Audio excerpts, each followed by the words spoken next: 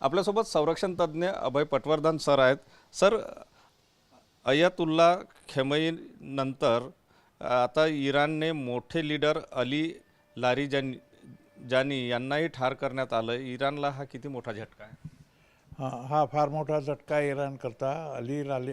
Larijani जे होते ते खोमेनीच्या नंतरचे नंबर 2 लीडर होते आणि त्याच्यामुळे त्यांना मारणं हा एक इस्रायल करता फार मोठा फायदा आहे किंवा फार मोठी अचीवमेंट आहे असं मी म्हणेन.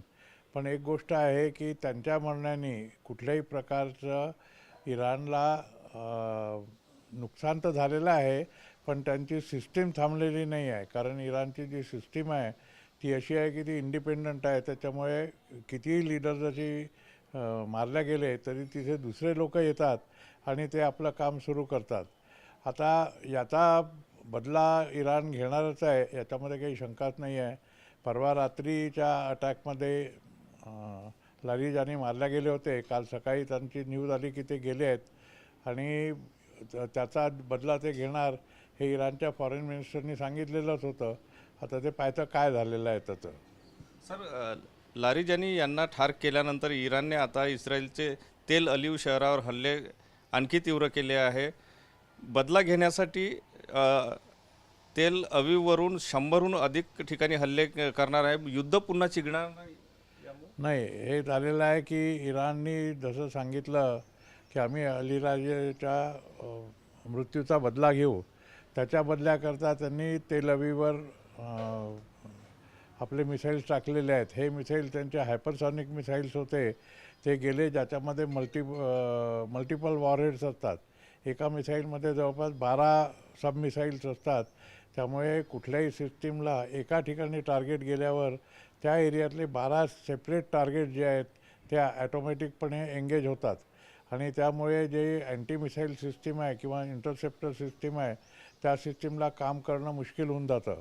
आणि हे इराणने आपल्या ठेवणीतलं अस्त्र काढलेलं आहे, जे मागच्या वर्षीच्या अटॅकनंतर त्यांनी डेव्हलप केलं होतं आणि याचा पुढचं वर्षन ते डेव्हलप करतात आहेत, ज्याला अमेरिकेने हरकत घेतलेली आहे किंवा आक्षेप घेतलेला आहे.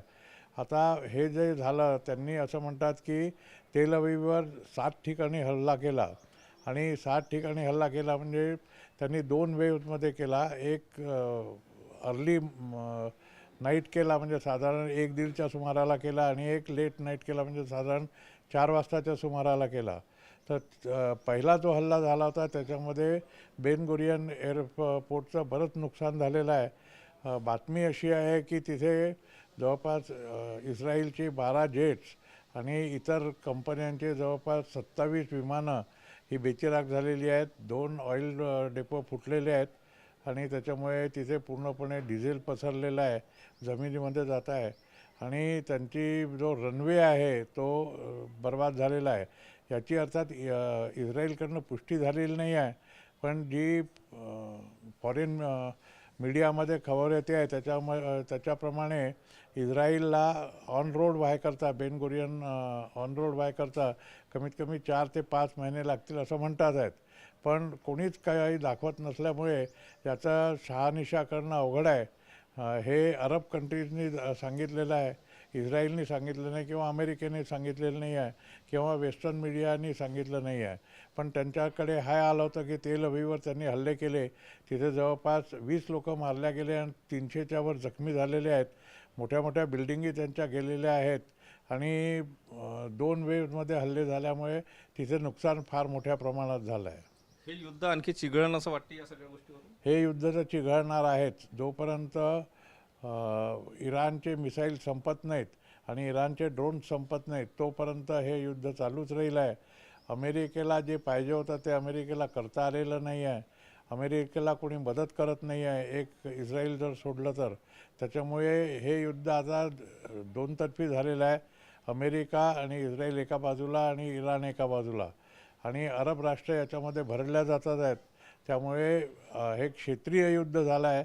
हे चिघळून क्षेत्रापर्यंतच राहील, पण त्याचा महायुद्धात परिवर्तन होईल असं मला काही वाटत नाही. नक्कीच हे युद्ध आणखी चिघळू शकते. इराणकडे असलेलं मिसाईल संपत नाही तोपर्यंत हे युद्ध चिघळत राहील असं अभय पटवर्धन सर यांनी स्पष्ट केलं आहे. कॅमेरामन साईसह सुनील लगे, TV9 मराठी, नागपूर.